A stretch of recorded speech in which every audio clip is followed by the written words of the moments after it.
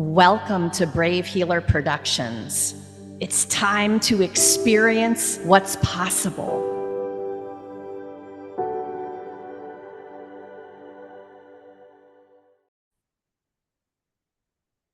So, what if there's something you haven't learned yet that could change everything?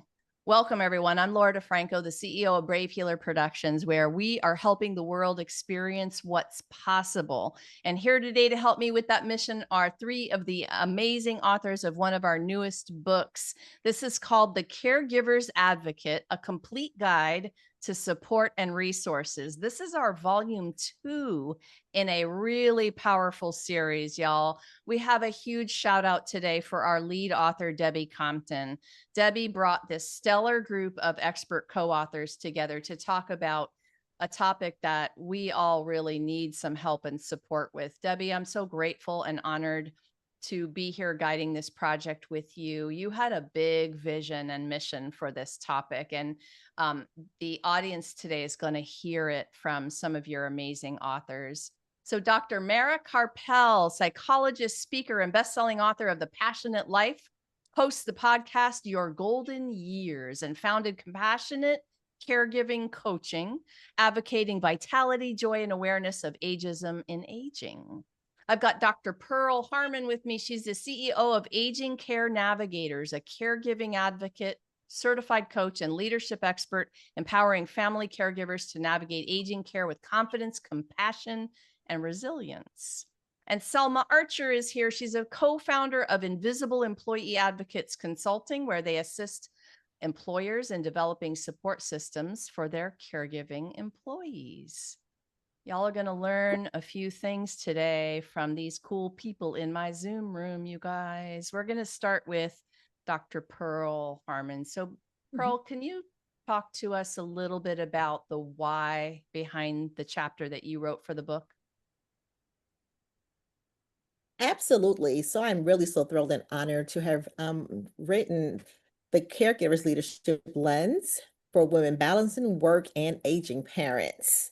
And so, as a professional leader and executive and a family caregiver for my parents for over 15 years, I realized that I needed to come up with a tool or a process to utilize my leadership skills that I did every single day. And so I decided to just share part of my journey as to how I was able to utilize my professional experience in caring for my mom and my dad. Oh my gosh, you're talking about your years of experience, and you're just making me think about the kind of combined years you all have in experience. And you've been around a minute caregiving. If you were going Yeah. to help people understand what you think is important about that balance, what would you say? Mhm. The first thing I would say is take a moment, pause, and think about organization. It really is about finding a way to organize not just your life, but the life of someone else that you're caring for. And so through this chapter, I shared bit of my story as to how I came up with the notion of I already knew what to do. I just needed to really apply it to caregiving. And so I will talk a bit about project management, is what I call it. We're so accustomed to that word project management in leadership and in everyday work. Really, it's the same thing when you're caring for an elder or anyone else. So I just shared a little bit of time on talking about how to really organize yourself through a project management lens, tools that you can utilize, how you can delegate others to support you, conflict resolutions, but this chapter really calls out the component around project management. You're making me chuckle a little bit because I'm thinking of because we do so much project management and publishing, right? And I'm thinking about me walking around my kitchen project managing my people here. Like and like how that can be very, very similar. So you just gave me a moment about that. But how do you keep it personal when it's family? Like how do you get out of your boss mode? And what do you think is important with that?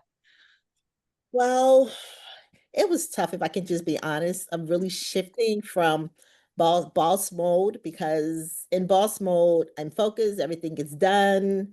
There's no question asked many times. But when you're caring for a parent particularly, you have to think about them and make sure that you're engaging them as much as possible in the process. And so once I got over myself and I realized that this was really about me being the showing up for my parents in the best way that I could, um, I had to come to Jesus, come to Pearl moment and say, hey, they took care of you for a number of years. You can figure out how to support them at this stage in their life, but make sure that you are engaging them in the process and honoring them and allowing them to be as independent as possible. And I love that. And that's what it comes down to, I think, for everybody. So thank you for that. And thanks for being honest too. Like, there's one thing about your group that came in to write about this topic is like, you really just have to say it how it is. This is tough, y'all. Like, we all know it. Yeah. Um, Mhm. Dr. Harmon, thank you for saying yes to this project. Thanks for being here today to share. Absolutely.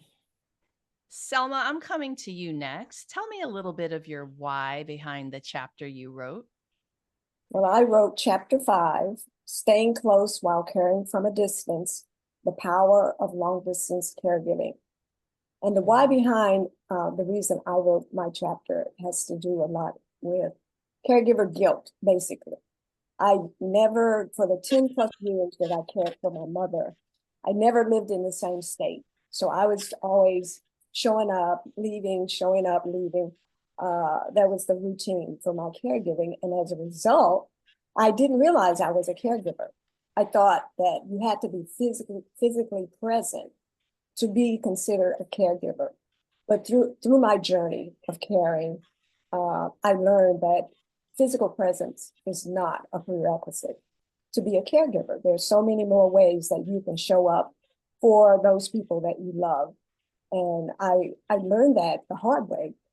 And I wanted to write this chapter to raise awareness for others who read this chapter to understand that they can let go of the guilt, that they're not there every time there's a fall or a trip to the ER or a trip to the doctor's office, but they're doing other things that matter just as much or maybe even more, so they can let go of the guilt. So that's why I wrote this chapter. This is such a big why on this one. I know this is going to help a lot of people who aren't close by. And the guilt is such a thing, isn't it? And I think you Yeah. probably wrote this chapter for me and a lot of people. It's in retrospect for me, like I wish I had this chapter when I was 3,000 miles away from my dad. And thankfully, my sister was local. And families have these scenarios. Maybe one person is close, maybe one person isn't. And I was always feeling the guilt of like not being able to physically help. So you're actually giving me a nice little healing moment right now, just talking about it. What do you think is from a distance? What do you think was one of the most important things you did?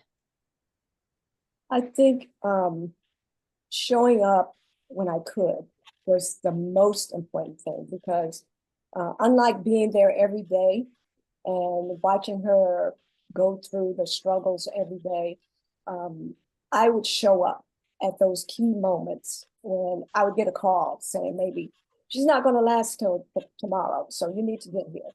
And I'd show up and she'd get through tomorrow and the next day and the next day. And it's like, there's something about me showing up that had some power, that gave her some physical strength and some encouragement.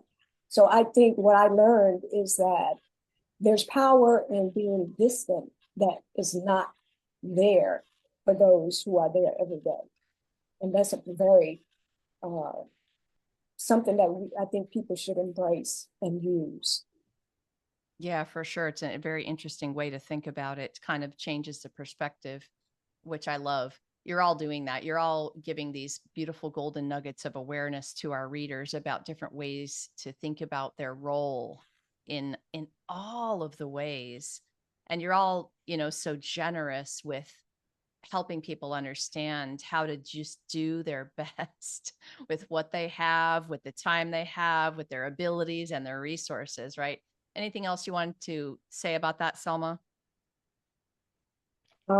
Just, I think if you're doing the best you can, you should pat yourself on the back for that because, For sure, right? Yeah, double yeah, pat. exactly. Don't, use that distance as a tool to motivate and inspire instead of to bring you down and make you feel, guilty and like you're not doing your part.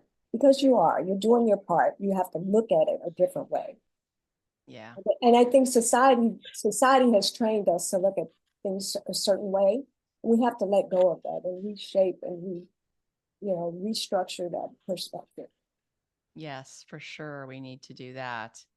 Selma, thank you. Also, thanks for saying yes to this and just contributing your beautiful energy to this book. Thank you for inviting me.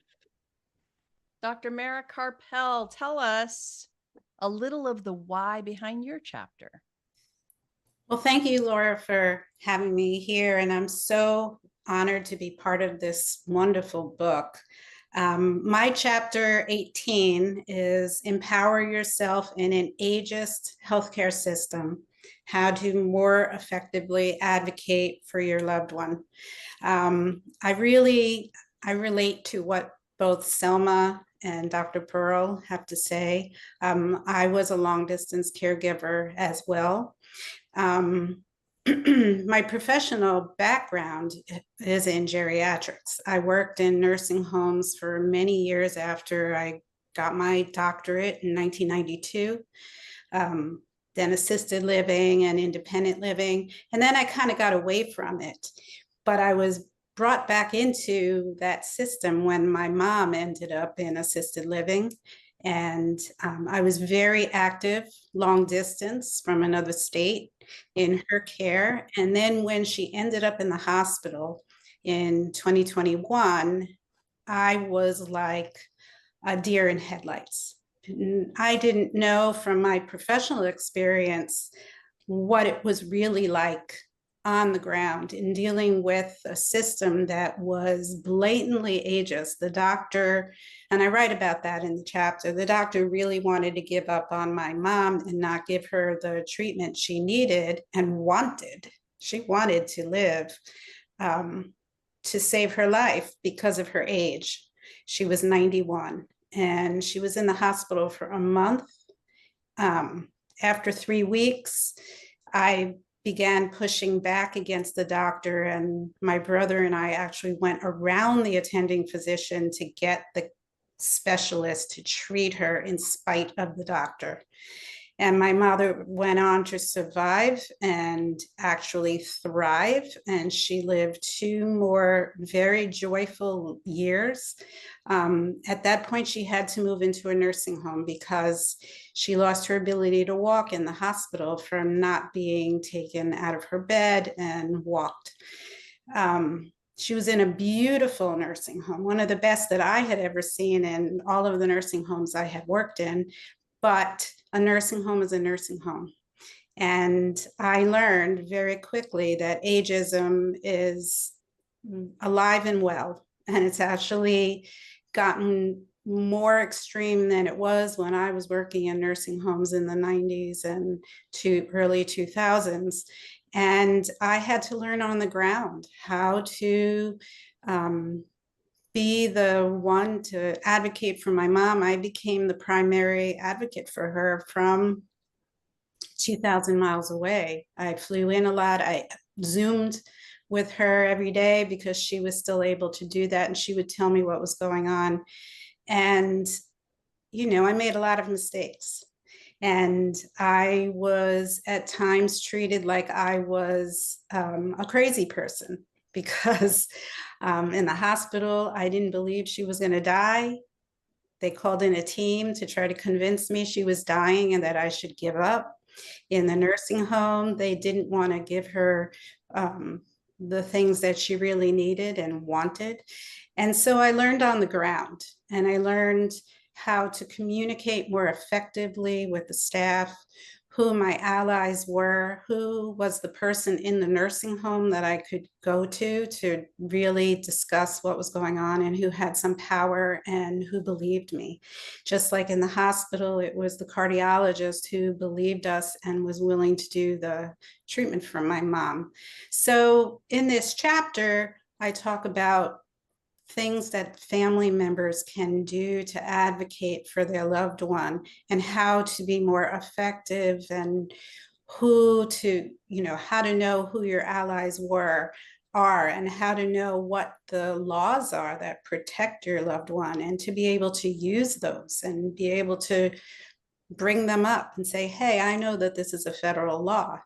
My mom's requesting this, and it's a federal law that if my mom requests the same gender caregiver, she's supposed to have the same gender caregiver, because she didn't want a male caregiver changing her.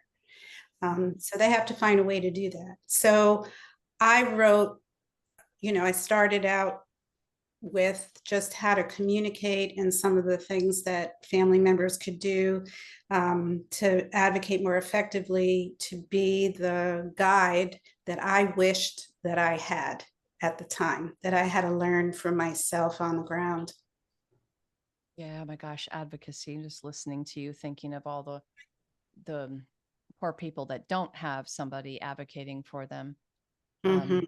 Dr. Carpel, thank you so much for all your heart and soul that you put into this chapter and for sharing today. I have a thank you for all three of you today, too. Let's give people a little peek at our cover while I do that. You took on my challenge to put your vulnerable story in this book. Thank you for that. And you all also, as the master teachers you are, you've heard it now from all three of them, the experience they have. They're pouring this into the tools section in this book for you guys. So you have some practical exercises, experiences, resources. I'm so grateful to you all for doing that. You did it brilliantly. You teach people every day, but it's quite another thing to put it in black and white in a book in a way that people will have that experience. This book is just an incredible gift. So we're speaking to caregivers of all stages of their struggle today, and maybe there's somebody who really needs this support. Selma, what would your personal message be today to a caregiver who might be really struggling right now? At first, I think you have to let go of the guilt, because if you're struggling, there's some guilt there. And think about the source of that guilt. If it's the distance, I think my chapter can really offer some encouragement and support. If you take a look at that, I don't want to spoil it for you, but if you take a look at my chapter, I think you could really get encouraged and inspired by the power that you have as a long distance caregiver, because you do have a unique power as a distance caregiver. And that power is, you'll have to read my chapter to find out. But I found out the hard way, as I said, after many, many years of struggling as a new caregiver, not knowing what I was doing, trying to work full-time and care for my mom from a distance. And it was just, it's very draining physically, emotionally, mentally. But I think if you're wanting to care, if you are an individual that you're struggling because you want to care, then you're halfway there. Because there are individuals out there who don't have that feeling. So if you're wanting to be there for your loved one, you're halfway there. Now you just have to figure out a way to do it in a way that's balancing your life with what you feel is your responsibility to your loved one. Yeah, thank you. That's a powerful message today to everybody who needs that. Dr. Carpel, how about you? What's the personal message you have today if somebody's really right in the middle of that struggle? What do you want them to know? I think it's really important to first acknowledge that there is this ageism that's in the healthcare system. Knowledge is power, and I think it's important to really acknowledge that and know that a person's age is not the reason to stop any kind of treatment or to give up on them. Everybody is different at that age. So just using age as a parameter to say, no, they can't have treatment because they're 91 years old, that's not medically appropriate. And I think what I ran into, and since my experience doing a lot of research about this and talking to a lot of people in the same position, there's a lot of gaslighting that goes on where family members are treated like they don't know what's going on, and the medical professionals are the experts. And yes, they are the experts in that specific area, but it's a team effort. No expert, no medical professional is the captain of the ship, as the doctor called himself in the hospital. This is a team effort. We really need to follow what your loved one wants and to honor that, and to work together. Family members have a lot of information that the medical professionals don't. You know your loved one, you know what they want, you know how they were before they grew older. You know how they were before a medical event occurred. So you have really, really important information, and you do have a lot of power, as Selma said. We have the ability to call care plan meetings if someone's in a nursing home. We don't have to rely on when the staff decides on a care plan meeting quarterly. We can call a care plan meeting anytime we want. We can say there's something going on, we need a care plan meeting. We can call in second opinions. We can call the ombudsman, who has the power to negotiate if someone's in a nursing home, to negotiate between them and you. And they have the power to call in the state health department if the nursing home doesn't listen. So nursing homes actually listen to the ombudsman because they don't want that. Family members are not told about this. So in my book, I give a lot of information about what those powerful tools are that we have. I started a family council because the nursing home didn't have a family council. Family councils are wonderful because you have support from other family members who are in that same specific facility. They know the situation better than anyone else knows, and they believe you. Having those people who actually believe what you're going through is so important. I had friends who believed me, and that really kept me going because I had a lot of people telling me I was wrong. So having a support system or a coach who believes you, not someone who's talking to you like you need the help. You're the one with the problem, but someone who really understands what's going on and says, hey, I understand you. I mean, that was the most important for me to keep going, was having people say, yeah, I believe you. Yeah, these are going to be some things you guys are hearing today for our listeners. That you all are dropping some nuggets where they've heard this for the first time. Then they're going to go into their scenarios and they're going to be able to ask for something different. This is big potato stuff. This advocacy and speaking up for your loved one who can't. So, Dr. Harmon, how about you? What's the message here from you?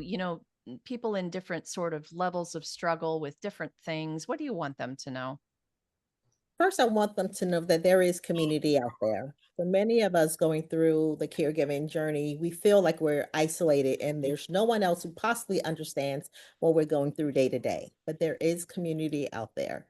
I have a caregiving support group that I meet with every month, and I'm sure many others have them as well.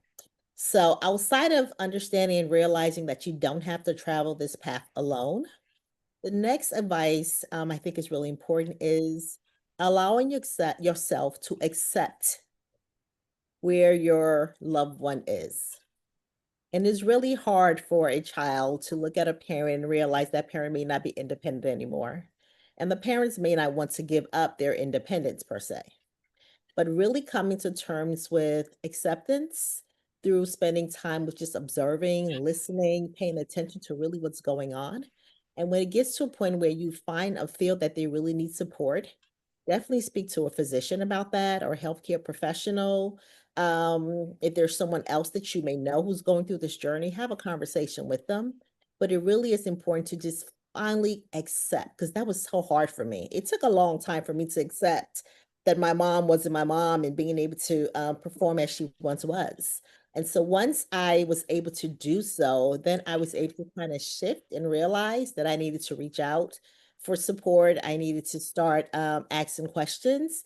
I needed to start advocating just as I would have done for myself as an adult. I need to do the same thing for my parents. So those are some things that I think are really paramount. Of course, Marla, you and I can have conversations about this whole ageism because they were ready to get rid of my dad 5 minutes after he enrolled into a hospital. So Mhm. that's a whole another conversation we can have. But it Mhm. really is important to really, and also get to understand the diagnosis. So whatever the diagnosis may be, spend some time on researching, asking questions so that you fully are aware of what to expect and how you can best support your loved one through the journey. So you guys can hear that there is a lot of advice and there's a lot of solution and there's a lot of community.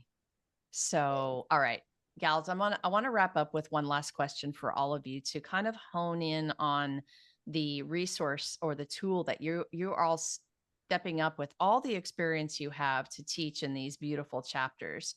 Dr. Carpel, I'm going to go to over to you with this one. What's the most important thing you want people to know about empowering yourself in that environment where you find that ageist healthcare system?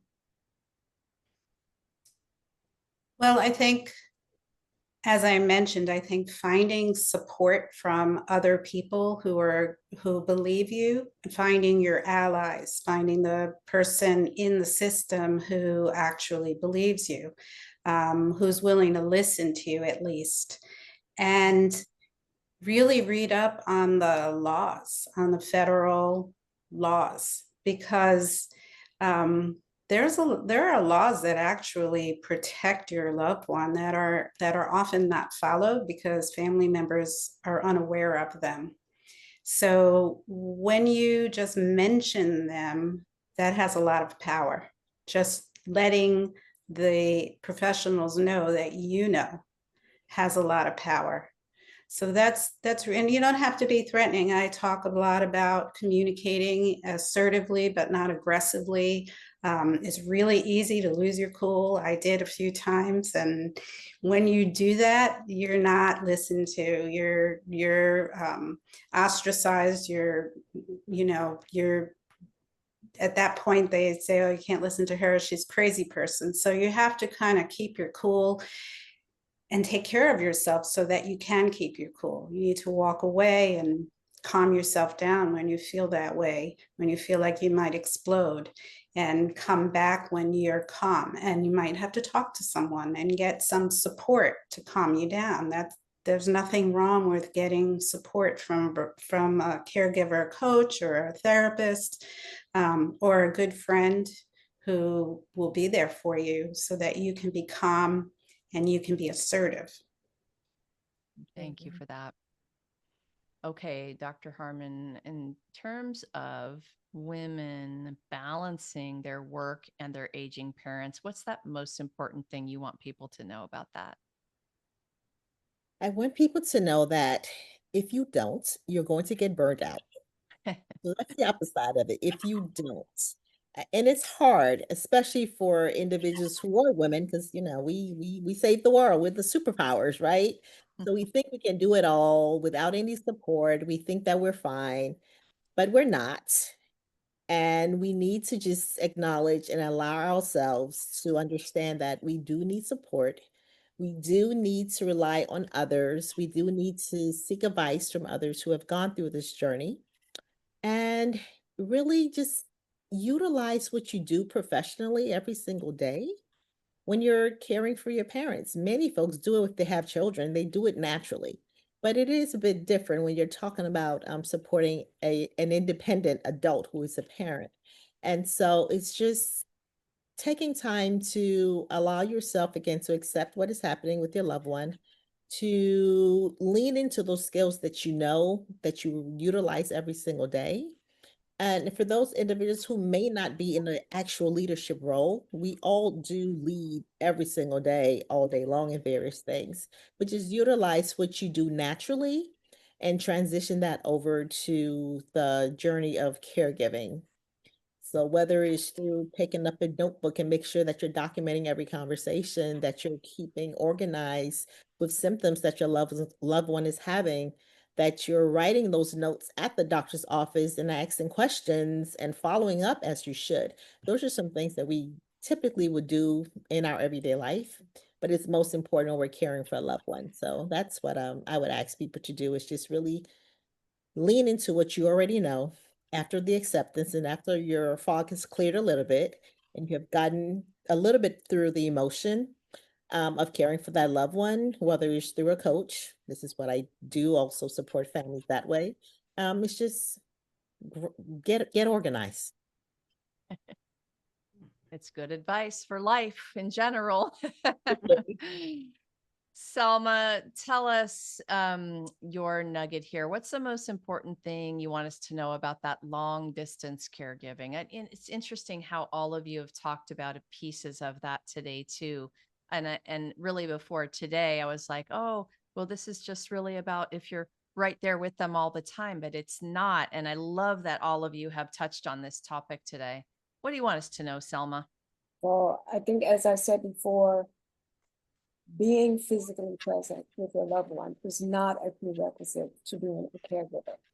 And that is especially true in this day and age where we have access to so much artificial intelligence, which allows us to monitor individuals' care from a distance. They have all types of monitoring equipment. They have also FaceTime equipment where you can talk to your loved one. They can see you, you can see them. That's very, very helpful to your loved one as well. So it shrinks the distance between you. But even more so, as I said, the distance itself is a real jewel that if you find the goal and the fact that you are a long distance caregiver, it will make a tremendous difference in your care journey, just as it did for me. Oh, my ladies, you are amazing women. Selma Archer, Dr. Mara Carpel, and Dr. Pearl Harmon, thank you so much for what you do in the world. And thank you for being here today to share with everyone. You guys, this is way more than a book. This is a very generous community. If you have a question from today or you need support, maybe you just want to carry on the conversation that we started. Probably we could be speaking for hours on any of these topics, right? Come on down to the show notes because all of the authors are hooked up with their websites and their links there. And they are there to answer a question and start you on that journey of support that you might need. And I encourage you to explore what they're up to. Of course, we want you to hop over to Amazon and grab your copy of this amazing Caregivers Advocate book. The link is down below for you. And lastly, everyone, remember your words change the world when you're brave enough to share them. So it is time to be brave. See you next time, everyone.